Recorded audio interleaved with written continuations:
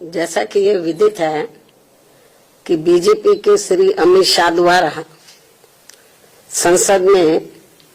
भारतीय संविधान के मूल निर्माता व दलितों एवं अन्य उपेक्षित वर्गों के पूजनीय भगवान व मसीहा परम पूज्य बाबा साहब डॉक्टर भीमराव अम्बेडकर के बारे में जिन शब्दों का इस्तेमाल किया गया है तो उससे बाबा साहब की गरिमा व अस्तित्व को काफी ठेस पहुंची है। इससे एक प्रकार से उनका अपमान हुआ है, ऐसा हमारी पार्टी का ये मानना है, जिससे अब पूरे देश में इनके अनुयायियों में जबरदस्त गुस्सा व आक्रोश व्याप्त है और ये इनके कहे गए शब्द इनको जल्दी ही वापस ले लेने चाहिए तथा इसके लिए इनको पश्चाताप भी जरूर करना चाहिए,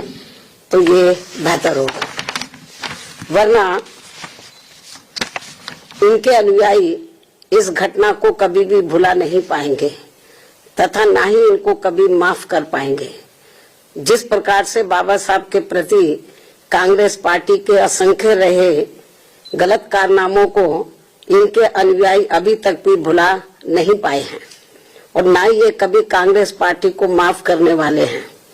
चाहे ये अपने कितने रंग ढंग व चाल आदि भी क्यों ना बदल लें। इतना ही नहीं बल्कि कांग्रेस पार्टी ने बाबा साहब के देहांत के बाद तो इनके नाम को व संविधान निर्माण में रहे इनके अहम योगदान को भी इतिहास के पन्नों से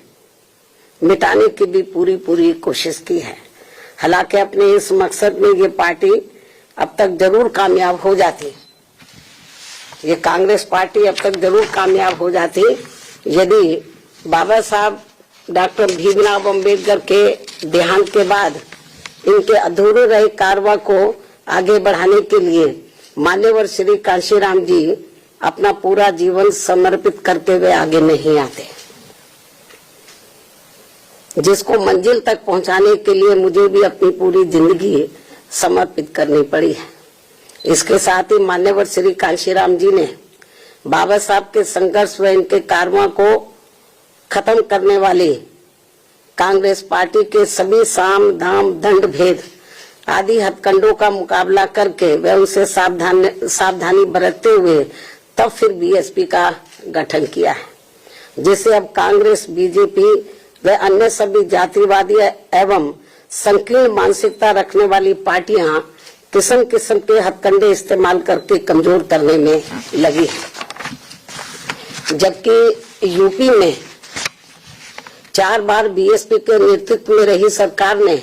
जिस प्रकार से यूपी की राजधानी लखनऊ में व दिल्ली के नजदीक नोएडा में भी बाबा साहब डॉक्टर भीमराव अम्बेडकर के सम्मान में अनेकों भव्य व ऐतिहासिक स्मारक संग्रहालय व स्थल आदि बनाए हैं, साथ ही उनके नाम पर यहाँ अनेकों जनहित की योजनाएं शुरू की गई हैं, नए जिलों के नाम आदि भी रखे गए हैं, जिनमें से बाद में काफी कुछ को समाजवादी पार्टी की सरकार ने बदल भी दिया है, जो इस पार्टी की बाबा साहब के प्रति इनकी नफरत को भी दर्शाता है, जो अब कांग्रेस के साथ मिलकर इनके सम्मान की हवाई बातें कर रहे हैं। इसी प्रकार इन वर्गों से जुड़े अन्य संतों गुरुओं व महापुरुषों आदि को भी पूरा आदर सम्मान दिया गया है, जिससे अब कांग्रेस व बीजेपी आदि की नींद उड़ी हुई है। ये जो हमने काम किए बाबा साहब के सम्मान में, तो उससे अब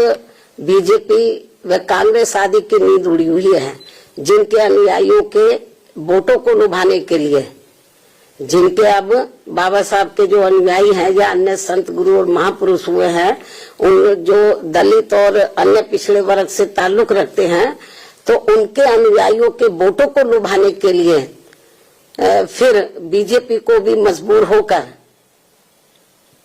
वे अपने दिल पर पत्थर रखकर इनके सम्मान में कुछ कदम भी उठाने पड़े हैं।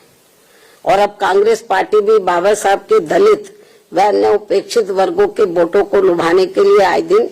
किस्म किस्म की सियासत करने में लगी है। और इसी क्रम में कांग्रेस पार्टी अब इस कोशिश में लगी है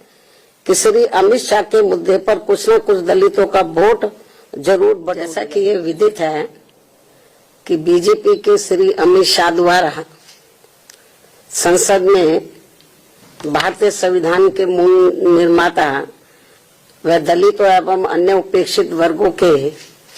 पूजनीय भगवान व मसीहा परम पूज्य बाबा साहब डॉक्टर भीमराव अम्बेडकर के बारे में जिन शब्दों का इस्तेमाल किया गया है,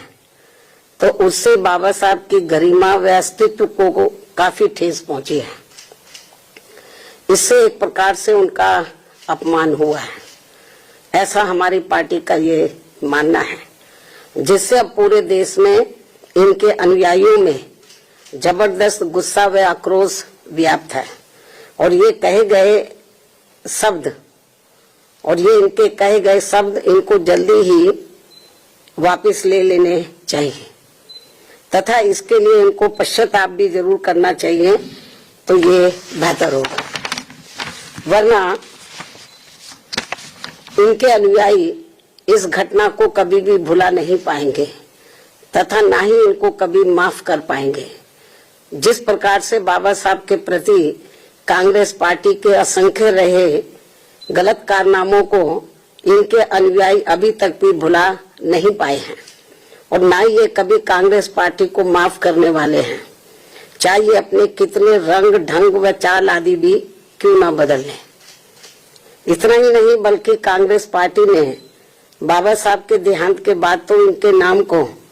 व संविधान निर्माण में रहे इनके अहम योगदान को भी इतिहास के पन्नों से मिटाने की भी पूरी कोशिश की है। हालांकि अपने इस मकसद में ये पार्टी अब तक जरूर कामयाब हो जाती, ये कांग्रेस पार्टी अब तक जरूर कामयाब हो जाती यदि बाबा साहब डॉक्टर भीमराव अम्बेडकर के देहांत के बाद इनके अधूरे रहे कारवा को आगे बढ़ाने के लिए मान्यवर श्री कांशीराम जी अपना पूरा जीवन समर्पित करते हुए आगे नहीं आते। जिसको मंजिल तक पहुंचाने के लिए मुझे भी अपनी पूरी जिंदगी समर्पित करनी पड़ी है। इसके साथ ही मान्यवर श्री कांशीराम जी ने बाबा साहब के संघर्ष व इनके कारवा को खत्म करने वाली कांग्रेस पार्टी के सभी साम दाम दंड भेद आदि हथकंडों का मुकाबला करके व उनसे सावधानी बरतते हुए तब फिर बीएसपी का गठन किया है, जिसे अब कांग्रेस, बीजेपी व अन्य सभी जातिवादी एवं संकीर्ण मानसिकता रखने वाली पार्टियां किस्म किस्म के हथकंडे इस्तेमाल करके कमजोर करने में लगी है। जबकि यूपी में 4 बार बीएसपी के नेतृत्व में रही सरकार ने जिस प्रकार से यूपी की राजधानी लखनऊ में व दिल्ली के नजदीक नोएडा में भी बाबा साहब डॉक्टर भीमराव अम्बेडकर के सम्मान में अनेकों भव्य व ऐतिहासिक स्मारक, संग्रहालय व स्थल आदि बनाए हैं, साथ ही उनके नाम पर यहाँ अनेकों जनहित की योजनाएं शुरू की गई हैं। नए जिलों के नाम आदि भी रखे गए हैं, जिनमें से बाद में काफी कुछ को समाजवादी पार्टी की सरकार ने बदल भी दिया है, जो इस पार्टी की बाबा साहब के प्रति इनकी नफरत को भी दर्शाता है, जो अब कांग्रेस के साथ मिलकर इनके सम्मान की हवाई बातें कर रहे हैं। इसी प्रकार इन वर्गों से जुड़े अन्य संतों, गुरुओं व महापुरुषों आदि को भी पूरा आदर सम्मान दिया गया है, जिससे अब कांग्रेस व बीजेपी आदि की नींद उड़ी हुई है। ये जो हमने काम किए बाबा साहब के सम्मान में, तो उससे अब बीजेपी व कांग्रेस आदि की नींद उड़ी हुई है, जिनके अनुयायियों के वोटों को लुभाने के लिए,